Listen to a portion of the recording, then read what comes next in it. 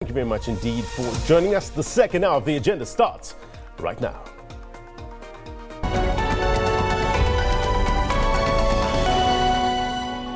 Here's a top story. More protests have erupted in Alexandra this morning. This after residents took to the streets in protest over the mushrooming of informal settlements and illegal structures. There are, however, conflicting views among community leaders on whether to continue with the protests.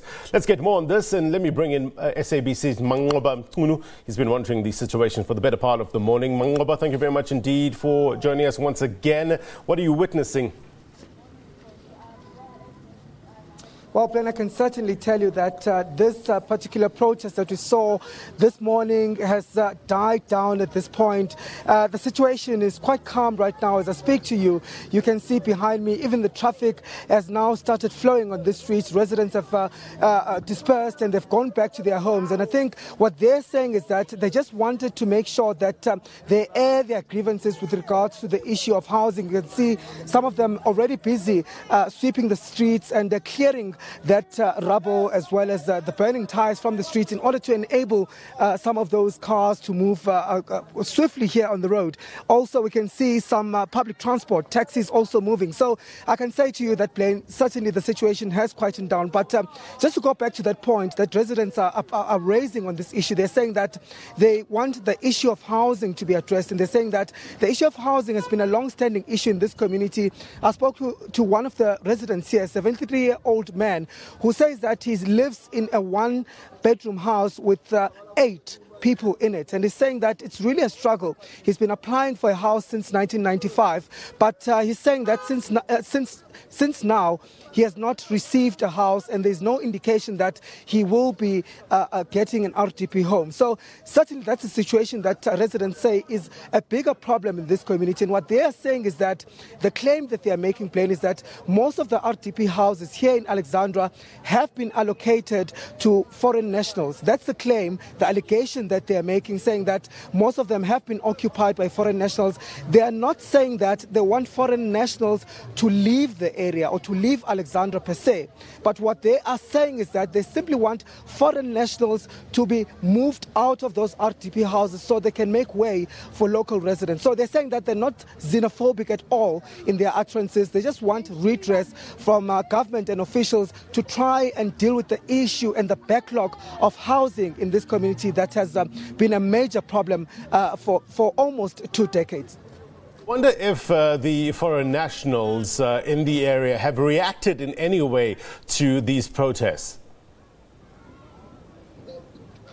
Well, at this point, Blaine, we haven't been able to meet with some of these foreign nationals that the residents claim are the ones that are here in this community or the ones that are taking over the housing. But we're hoping to go there in a short while just to see and get a sense from these RDP homes what the situation there is like. But what I can confirm to you is that most foreign shops here in the area, you can see one just not far from me, there's a foreign shop owned business that's just behind me there. They seem to be operating normally at this point. There's no fears of any xenophobic attacks, and certainly most residents here are continuing with their day as if nothing happened. So there are no fears of any attacks or any fears that there might be attacks today or any other day for that matter. Plain residents are just simply saying that they want these issues of housing to be addressed. From the amount of children that surrounded you in our earlier crossings, obviously schooling has been affected. We spoke to Hasina Gori, who was in another part of Alexandra. She was saying that businesses are operating relatively as usual. What are you seeing with regards to businesses? Well, Blaine, I can confirm that businesses are operating normally here. What has been disrupted, though, is the schooling, because as you said earlier before, that many of these young children are here on the streets, and quite concerning also for organizers of that protest that we saw yesterday, because they were hoping that all the children will go back to school. And they're saying that this protest by this particular community took them by surprise, and they are condemning the fact that these young children are not at school today, fearing that they're going to lose the much needed school time and learning time. So they're saying that this community needs to stop their protest action. They are going to address those issues as a collective and try and get responses from the mayor. But of course, the residents here are saying that they are also going to be stopping their protest for now. But as I stand, Blaine, I can still see a number of school children here around me. So certainly in this particular part, schooling has been affected. But just driving around Alexandra this morning, I can certainly say that we saw a lot of school-going children in their uniforms going to school. So it seems as if at this point, schooling was only affected in this particular part of the township. You know, from your reporting yesterday, the residents there were adamant that they wanted the mayor, Herman Mashaba, to come down there and speak to them face to face. Are they taking another tact in terms of this call, this urgent need to speak to the mayor there? Yes, that's the sentiment we also received or we got from these residents this morning, that they want the city of Joburg to address the housing issues. They were also calling on the mayor to come here to address them. And of course, there was a word that the mayor was at one of the local radio stations here where he was doing an interview, and most of the residents then started marching towards that radio station to try and solicit some answers from the mayor himself. But many of them, of course, saying that they're quite disappointed that with yesterday's protest as well as this one, the mayor still hasn't come to address residents. But the mayor's office, of course, yesterday confirming that the mayor will indeed come to meet with some of the organizers of these marches to try and iron out some of these issues together. So there are plans, according to the mayor's office, to come to Alexandra and to address some of these issues. But when that will happen, it's not clear at this point. What sort of reception did MMC's son get yesterday? Well, MMC's son was trying really to come and address the residents.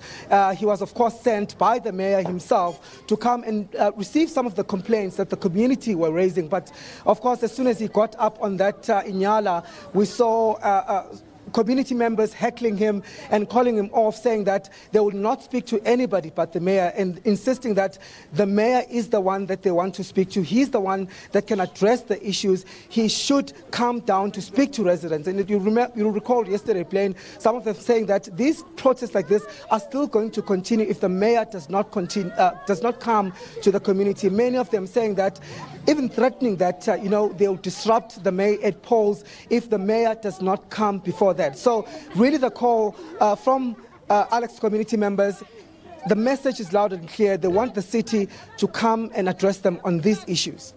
Police presence, Manqoba, in the area, just tell us a bit about that. Has it lessened in any way?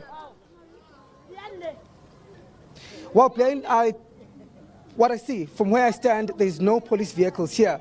And I think that's largely because this particular protest has quietened down. It has calmed down. The rubble has been removed from the streets. But we have seen a strong police presence around the township. Just police keeping an eye on the situation, trying to monitor several hotspots that we saw yesterday flare up. So we have seen some police, but not the great numbers that we saw yesterday.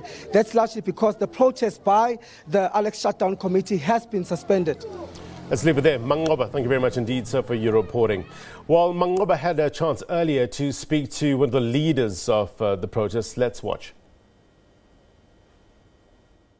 And residents here are also raising a new issue of an influx of foreign nationals in this area, saying that they are threatening their livelihoods, as well as saying that they are taking away their jobs. So this seems to have some sort of xenophobic tones in it. But we'll get more clarity from the organizing committee of that Alex shutdown that we saw yesterday, just to clarify matters as to whether this particular protest has any resonance to what they were taking to the streets yesterday. I'm now joined by Sandile Mavundla, who is one of the organizers of the Alex total shutdown protest that we saw yesterday. First of all, Sandile, are you aware of this particular protest?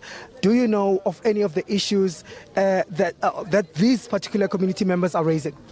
No, it was not a part of our mission. What is happening now, it's out of order, because look, we are affecting the future of these fellow kids. This is a black child. They deserve a lot. These 2 days that they are missing today, it will count to their counterparties in the classroom. Some are in the multiracial schools, some are in the township. So let us just condemn what is happening now. We, as the total shutdown, we still say that we have called off everything. We will regroup as the